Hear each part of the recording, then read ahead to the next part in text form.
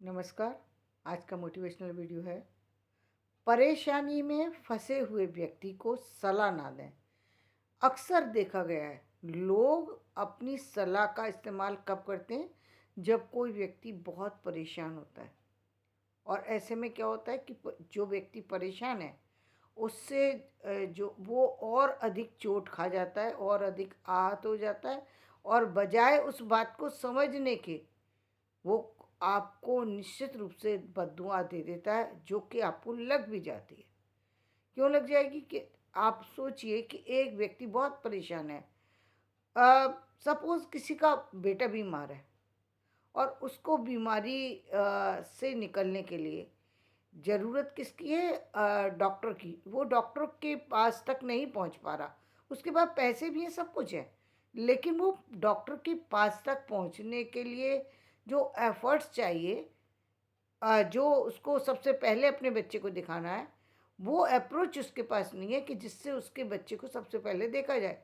उसके बेटे को बच्चा जो है, सब वहाँ पर हॉस्पिटल में आने वाले सभी जो बच्चे होते हैं या बीमार होते हैं, उन सबको ही दवा की ज़रूरत होती है। लेकिन कभी कभी ऐसा होता है कि उनमें भी कोई ऐसा व्यक्ति हो सकता है, ऐसा बच्चा हो सकता है जो बहुत अधिक समस्याग्रस्त है, उसको पहले दिखाने की आवश्यकता है। लेकिन इसके लिए ज़रूरत क्या होती है कि सीधे डॉक्टर के पास उसे ले जाया जाए, लेकिन ले जाने के लिए कोई ले जाने नहीं दे रहा, तो ऐसे में किसी की सहायता की ज़रूरत है। और आप उस सहायता को देने की बजाय, सहायता तो आप कर ही नहीं सकते। क्यों नहीं कर सकते? क्योंकि वो आपका अपना नहीं है। वो कोई खास किसी पद पर नहीं बैठा हुआ व्यक्ति है जो जिसको आप झुक कर के सलाम करेंगे। आपका कोई अपना नहीं लगता, इसलिए आपको उसकी परवाह नहीं है। और भी बहुत सारे से कारण हो सकते हैं, या आपको कहीं जाना है, आप क्यों व्यर्थ में उसको टाइम दें? बजाय ये सब करने के आप उसे सलाह देने बैठ गए। क्या सलाह दे रहे हैं आप? आपको ध्यान रखना चाहिए था। ऐसे कैसे आपका बच्चा बीमार हो गया? बीमारी से पहले इसको इसे ऐसे कैसे ठंडक में जाने दिया आपने इसको? थोड़ा तो ध्यान रखने की ज़रूरत थी। इतना इस समय आप इसको ठंड में, यदि आपने बच्चा बाहर ठंड पानी में खेल रहा था, तो आपको इसको खेलने नहीं देना चाहिए था।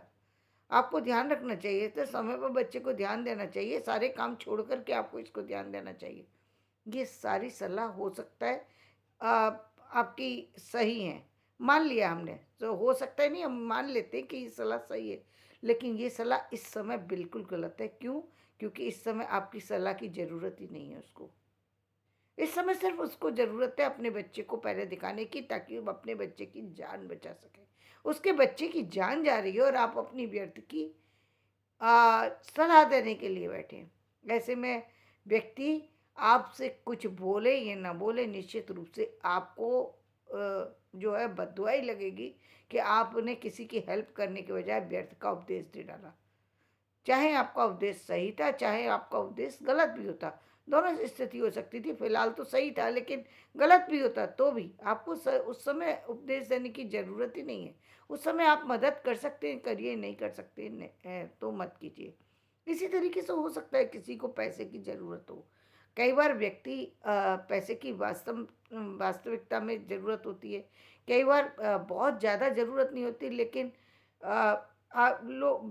व्यक्ति जो परेशान होता है वो आगे पीछे को देख करके समस्याग्रस्त है, तो उसको अपने लिए जो ऑप्शन समझ में आता है वो उसको लेने की कोशिश करता है, यूज़ करने की कोशिश करता है। आप कर सकते हैं उसकी मदद, कर दीजिए। नहीं कर सकते हैं तो कुछ और आप उससे बोल दीजिए। फिलहाल आपको उससे कुछ ऐसी बात बोलने की ज़रूरत नहीं है जो कोई कड़वी हो, या उसको सलाह के रूप में आप दे दें। क्योंकि यदि आप सलाह के रूप में उस समय उसको कड़वी बात बोलते हैं, तो वो भी गलत है कि आपको पैसे बचाने चाहिए थे। पहली बात, हर व्यक्ति की स्थिति ऐसी नहीं हो सकती, और हो सकता है उसकी स्थितियाँ अच्छी भी हों, दोनों स्थितियाँ हो सकती हैं। लेकिन यहाँ पर सलाह की ज़रूरत ही नहीं है आपकी। आपकी सिर्फ आपकी मदद की ज़रूरत है, जो आप किसी भी रूप में कर सकते हैं तो अच्छी बात है, नहीं कर सकते हैं तो मत कीजिए। और ध्यान ये भी रखना चाहिए कि जब व्यक्ति परेशानी में है, वो पैसे अपनी समस्या के अकॉर्डिंग मांग रहा है। उसको लग रहा है कि वो समस्या से निकल जाएगा और आपको आपके पैसे एक समय पर रिटर्न कर देगा।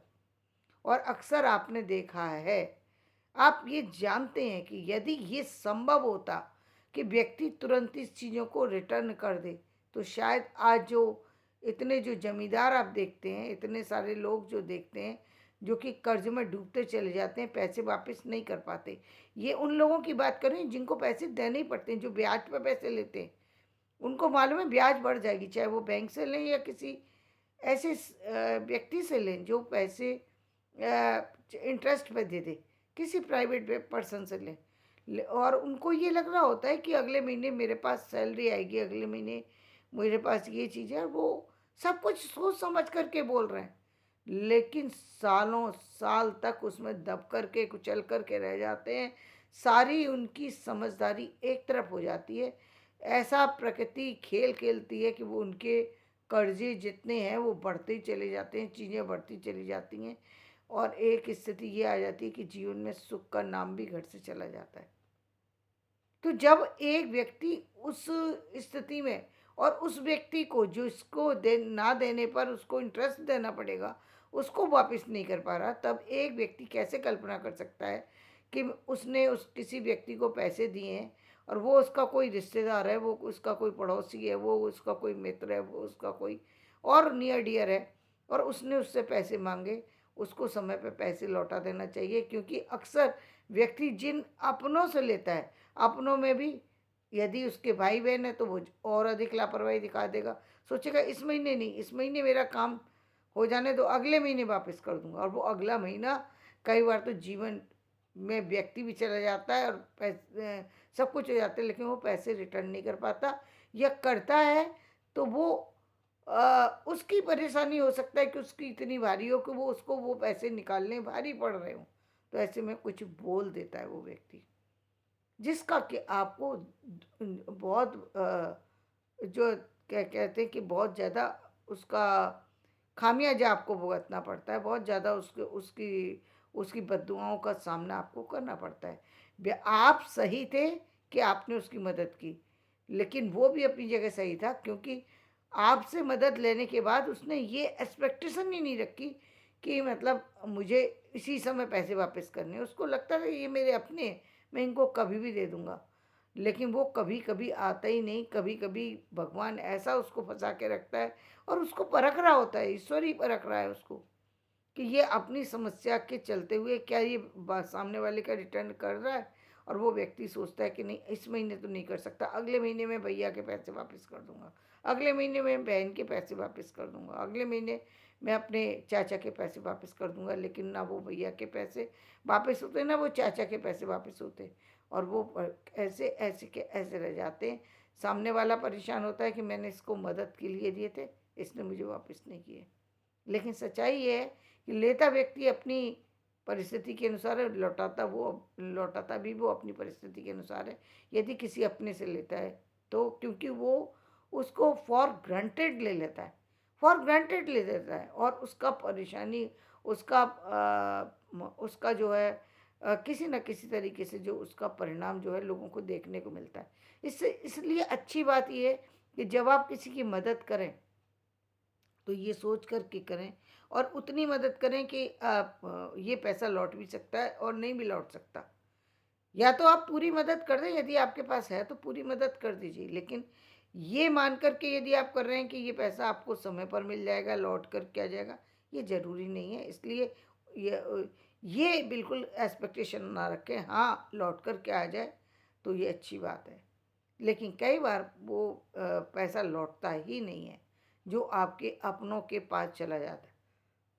लेकिन एक इससे भी बड़ी बात क्या है, वो बड़ी बात ये कि यदि आपने किसी की हेल्प की है तो वो पैसा आपका उसी तरीके से सेव हो गया। यदि आपने उस पैसे को रिटर्न नहीं लिया और आपने ये सोच करके दिया उसको कि चाहे आपने ये सोच करके दिया कि पता नहीं मिलेगा या नहीं, ये सोच के दिया, या यही सोच के दिया कि ये दे देगा जब इसके पास होगा, दो चीज़ें सोच के दी और आपने उससे मांगा भी नहीं और वो पैसा उसके पास है, तो आपको वो व्यक्ति दे ना दे, लेकिन निश्चित मानिए कि वो पैसा आपका बैंक में है और एक ना एक दिन किसी न किसी रूप में वो पैसा आप तक पहुंचेगा।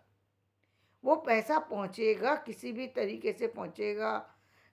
इस जन्म में भी किसी तरीके से पहुँच सकता है और अगले जन्म में भी पहुँच सकता है, लेकिन वो पैसा ब्याज सहित वापस आएगा, जो पैसा आपने किसी को मदद के रूप में दिया था। और इसीलिए आप देखते हैं, बहुत से लोगों के पास हज़ारों हाथ होते हैं उन लोगों का साथ देने के लिए, उस व्यक्ति का साथ देने के लिए। इसलिए होते हैं कि उसने कभी ना कभी दुआ में अपना हाथ उठाया था, या उसके पेरेंट्स ने कभी किसी को दुआ में अपने हाथ उठा दिए थे, मदद में हाथ बढ़ा दिए थे। ठीक इसी के विपरीत, यदि किसी व्यक्ति ने किसी को परेशान करने के लिए, किसी को किसी की कमजोरी का फ़ायदा उठाने के लिए एक पैसा भी ज़्यादा लिया, या उस व्यक्ति की संपत्ति ले ली, या उस व्यक्ति का कुछ और ले लिया, जो भी कुछ लिया है वो भी उसको चाहे किसी भी रूप में, चाहे किसी भी तरीके से, चाहे इस जन्म में, चाहे अगले जन्म में, चाहे उससे अगले जन्म में,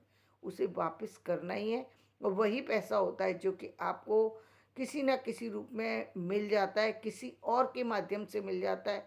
कई बार आपके जीवन में कुछ नहीं होता है, आप उन लोगों को समझ सकते हैं। जैसे अनाथ बच्चे होते हैं, आप बहुत सारे ऐसे अनाथ बच्चों को देख रहे हैं जो अनाथालय में पहुंच जाते हैं कि किसी माता पिता के यहाँ जन्म लिया और उनकी परिस्थिति नहीं है, माँ की स्थिति ये नहीं है कि वो बच्चे को रख सके, वो बच्चे को छोड़ देती है। वो जैसे कि हम कुंती पुत्र को कहते हैं, कर्ण को उन्होंने तो नदी के अंदर छोड़ दिया, लेकिन वो बच्चा वापस से अपने ही उसमें आ गया, अपने कुल में ही लौट करके आ गया। वो एक भाग्य की बात थी, कुल में लौट करके आ गया, रहा भी राजवंश की तरह से। वो नाम नहीं मिल पाया, वो अलग चीज़ है, लेकिन पैसा और वो बाकी जो जितनी चीज़ें थी वो उसको मिली। ठीक इसी तरीके से जीवन में वो बच्चा जो कि कहीं किसी और का है और ऐसे परिवार में पहुंच जाता है जिनके संतान नहीं है, वो उसको राजा बना करके रखते हैं। क्यों? क्योंकि भाग्य में वो लेकर के आया है पैसा। जन्म कहीं और लेना था उसको, और पुत्र किसी और का कहना था। जैसे कि कृष्ण ने जन्म लिया देवकी के उनसे, और कहा है वो यशोदा के, क्योंकि नंद यशोदा ने जो है ये ईश्वर से प्रार्थना की थी कि आप मेरी गोदी में आके खेलो। उनकी ऐसी स्थिति नहीं थी कि वो यशोदा के गोद से जन्म लेते, ये उनको वरदान नहीं था, लेकिन उनकी गोदी में खेलना उन्होंने मांगा था, तो वो खेलने के लिए उनकी गोदी में पहुँचे और उन्होंने वो सारे सुख, जो बचपन के सारे सुख होते हैं, वो नंद और यशोदा को दिए। यही नहीं दिया, बल्कि आज भी जब याद किया जाता है, इतने वर्ष हो गए, लेकिन आज जब कृष्ण का नाम लिया जाता है तो कृष्ण के साथ ही जहाँ बहुत सारे लोग हैं जो वासुदेव और देवकी का नाम भी नहीं जानते, लेकिन यशोदा, नंद और यशोदा का नाम हर व्यक्ति जानता है। जो कृष्ण को जानता है वो नंद और यशोदा का नाम जानता है कि कृष्ण किसके पुत्र थे, नंद के और यशोदा के। क्यों? क्योंकि उन्होंने उनको पाला था। ये बात, पालने वाली बात तो लोगों को और हर व्यक्ति को पता है कि नहीं पता है वो अलग बात है, लेकिन ये सबको पता है कि वो नंद के पुत्र थे, वो यशोदा के पुत्र थे। यशोदा ने उनको उखल से बांधा था, ये सबको पता है।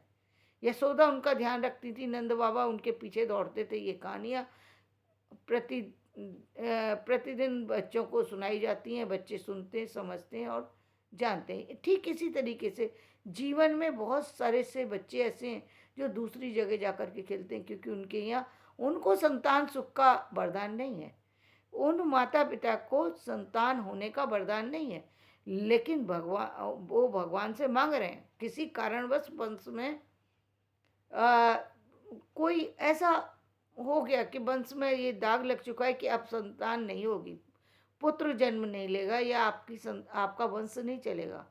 ये बद्दुआ लगी है, या ये कुछ कारण है उसके पीछे। लेकिन जब भगवान की कृपा होती है तो वो ऐसे होती है कि वो उस जन्म में तो क्या, आज तक उनका नाम लिया जा रहा है। तो वो चीज़ें हैं कि वंश चलता ही रहता है, वंश नहीं खत्म हुआ। कि नंद का वंश आज भी चल रहा है, और उसके वंश को सिर्फ कुछ लोगों तक ही नहीं जाना गया, बल्कि पूरे विश्व में हर व्यक्ति जानता है कि कृष्ण के माता पिता कौन थे, तो नंद और यशोदा। तो ये वंश चलने की बात हुई कि वंश परंपरा खत्म हो जाएगी, क्योंकि कुछ नहीं खत्म होता। यदि ईश्वर चाहे तो सब कुछ रहता है, और इस तरीके से मिलता है कि व्यक्ति बच्चा है, उसको जन्म मिला किसी और से, और लालन पालन कहीं और हुआ, और बिल्कुल उसी तरीके से हुआ राजा के तरीके से। क्यों? क्योंकि उसका जो जो था, उसके माता पिता ने जो और चीज़ें की थी वो सब उसको मिलनी थी, और वो बच्चे को मिल गई उसको, किसी भी रूप में मिली। राजा जनक के यहाँ सीता जी का लालन पालन हुआ।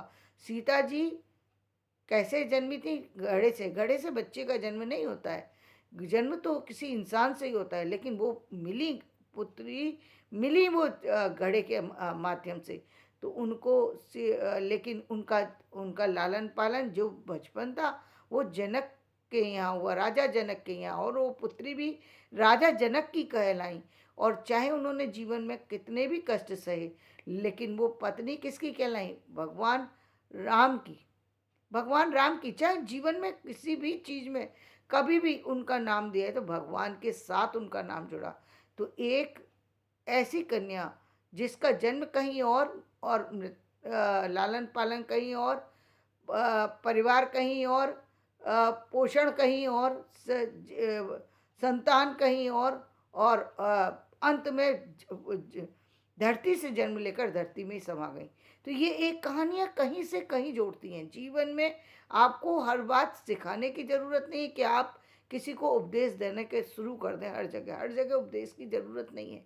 आपके किए का और आपके अच्छे किए का और आपके बुरे किए का, दोनों का परिणाम निश्चित रूप में आता है। चाहे व्यक्ति कितना भी छुपाने की कोशिश करे, कितना भी बताने की कोशिश करे, न बताने से चीज़ें बदलती हैं, न सिखाने से बदलती हैं, न समझने से बदलती हैं। प्रकृति है ये सब कुछ। इस प्रकृति में सब कुछ लिखा जा रहा है। जो जो व्यक्ति जैसा जैसा करता है उसको वो सब जीवन में मिलना ही मिलना है। इसमें किसी भी तरीके की दो राय नहीं है। व्यक्ति चाहे कितनी भी समझदारियाँ दिखाने की कोशिश कर ले, दिखा सकता है, दिखाता ही है व्यक्ति, लेकिन बचना चाहिए व्यर्थ की चीज़ों से। व्यर्थ तनाव में यदि कोई व्यक्ति है और कोई वो है, तो बिल्कुल ही आपको उस समय उसको उपदेश देने की तो बिल्कुल ही ज़रूरत नहीं होती। तो धन्यवाद। मेरा ये वीडियो आपको पसंद आए तो इसे लाइक करें, शेयर करें, सब्सक्राइब करें।